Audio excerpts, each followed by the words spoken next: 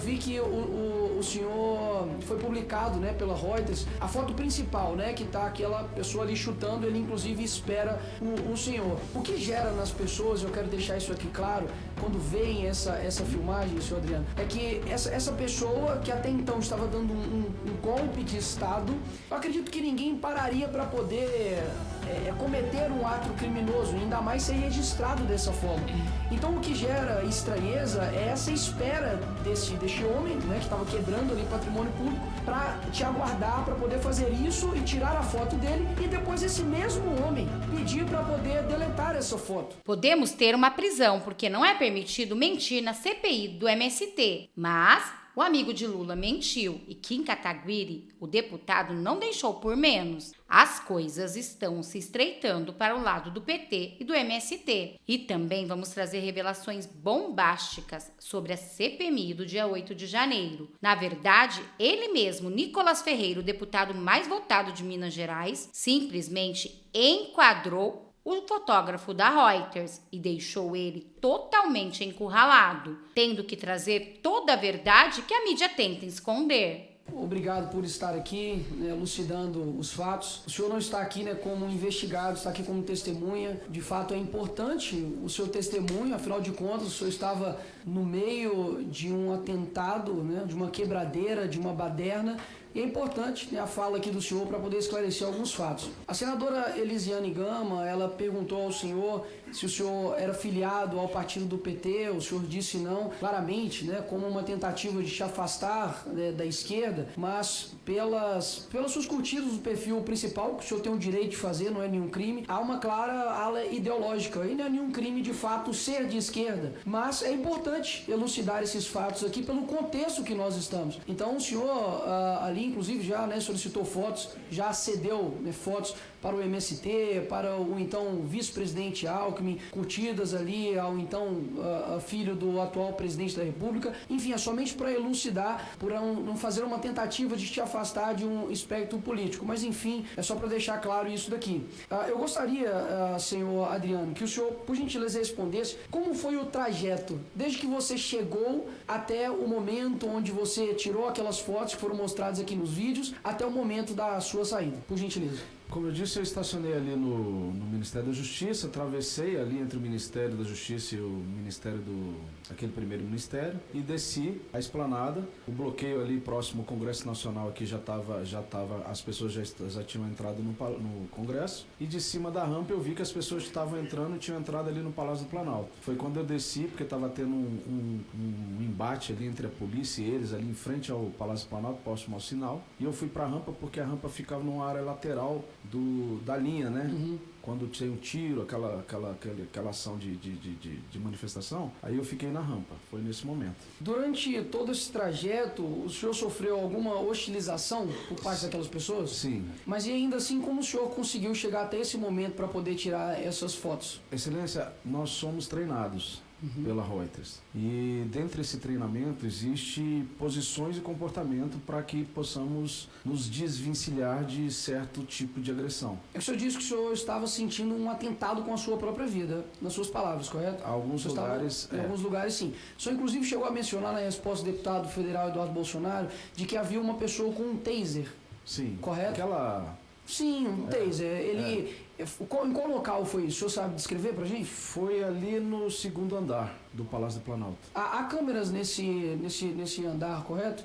O senhor me lembra mais ou menos o tempo, o horário que foi isso? Foi depois disso, não sei... Foi depois das fotos, então? Foi. Tá, é válido a gente verificar, claro que o senhor está com um testemunho, porque é uma pessoa, né, o senhor disse, inclusive, se esquivou, né, para poder fugir dela, que ela estava tentando. É importante a gente, iremos verificar essas suas falas. O senhor disse que essas pessoas, pediram para o senhor deletar as fotos, correto? Sim, senhor. O senhor, ele se deu satisfeito após o senhor deletar algumas fotos somente? Sim. porque eu vi que uma das fotos, a principal... Só um minutinho, por gentileza. Eu vi que o senhor foi publicado, né, pela Reuters, a foto principal, né, que tá aquela pessoa ali chutando, ele inclusive espera o senhor. O que gera nas pessoas, eu quero deixar isso aqui claro, quando veem essa filmagem, senhor Adriano, é que essa pessoa que até então estava dando um golpe de Estado, eu acredito que ninguém pararia para poder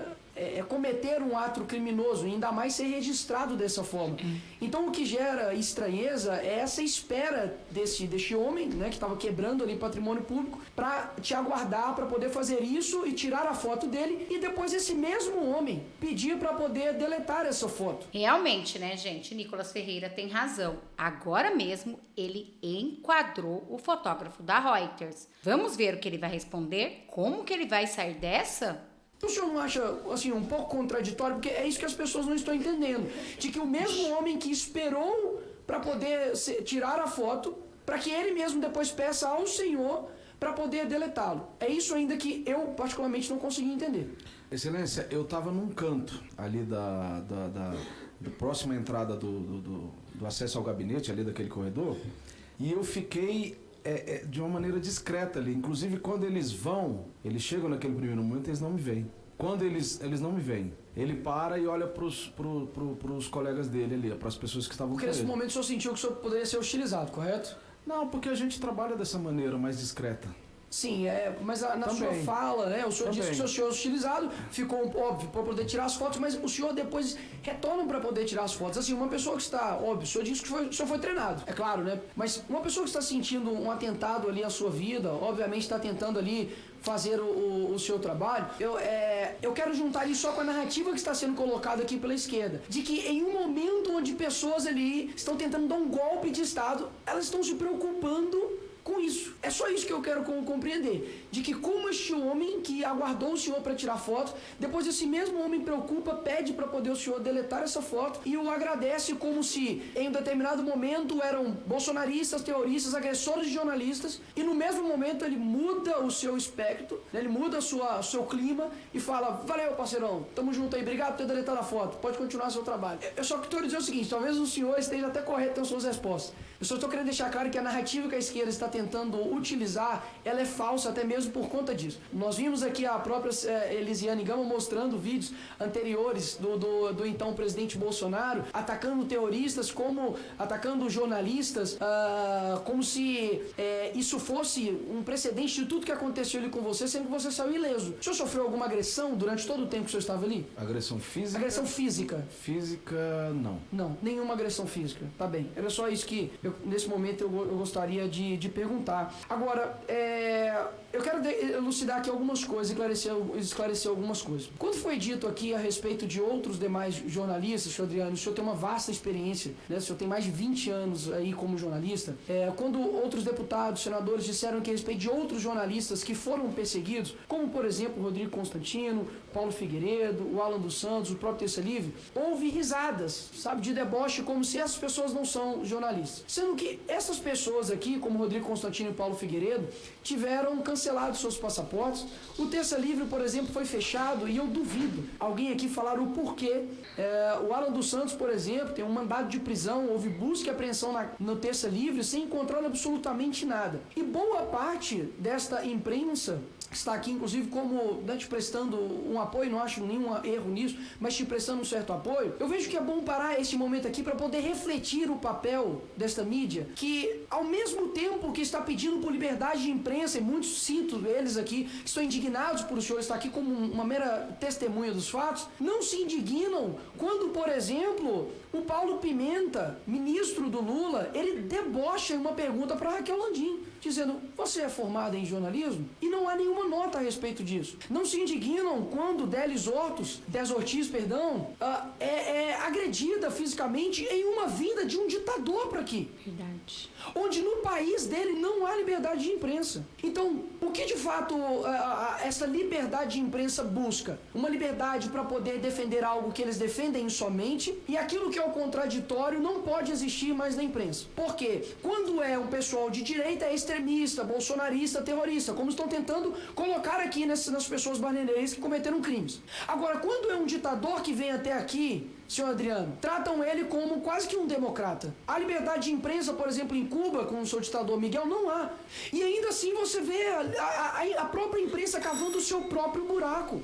Eu digo hoje para a imprensa brasileira de que é incrível a parcialidade disso tudo. E até mesmo para poder esclarecer os fatos aqui, o senhor perceba que eu não fiz nenhum ataque ao senhor ou à imprensa e nunca o fiz, a não ser deixar bem claro que há posicionamentos parciais na imprensa. E isso precisa ser feito. O senhor é um profissional, assim como os outros demais profissionais que estão aqui. Eu entendo que o senhor estava ali tirando fotos, por mais que seja um ato criminoso, estava tirando fotos, mas existem perguntas, existem questionamentos que precisam ser elucidados e por isso que nós estamos aqui para poder fazer isso. Agora, eu pego esse momento tão importante que o Brasil está vendo, que as pessoas estão, com os ouvidos atentos para poder deixar isso claro. A imprensa não pode ser conivente ou coautor ou cúmplice da ditadura, seja de liberdade de expressão, de imprensa que está acontecendo. Caso contrário, isso também um dia virá para vocês. Estou satisfeito. Obrigado, presidente. Viram, gente? Simplesmente, Nicolas Ferreira deixou o depoente em maus lençóis. Na verdade, daquele jeito calmo. Toda a verdade veio à tona. E agora, olha essa notícia que eu vou trazer para vocês,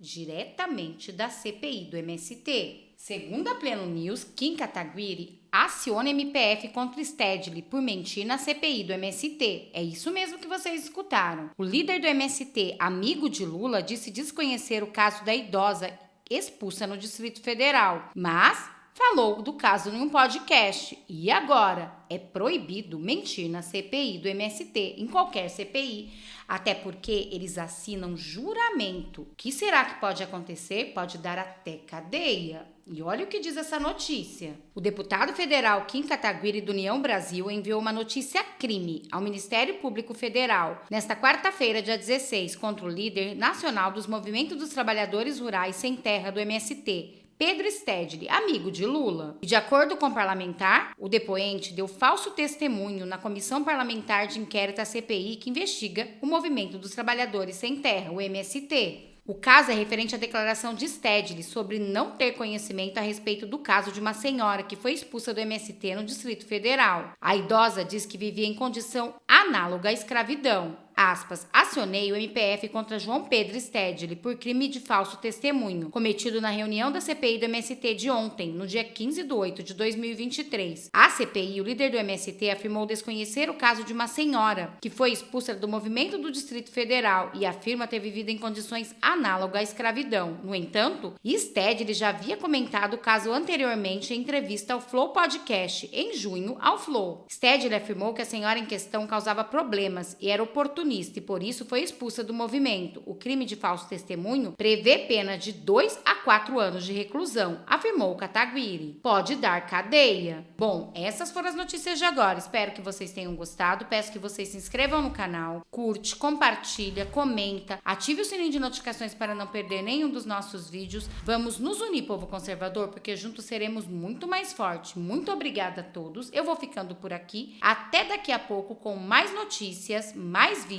e mais reacts para vocês.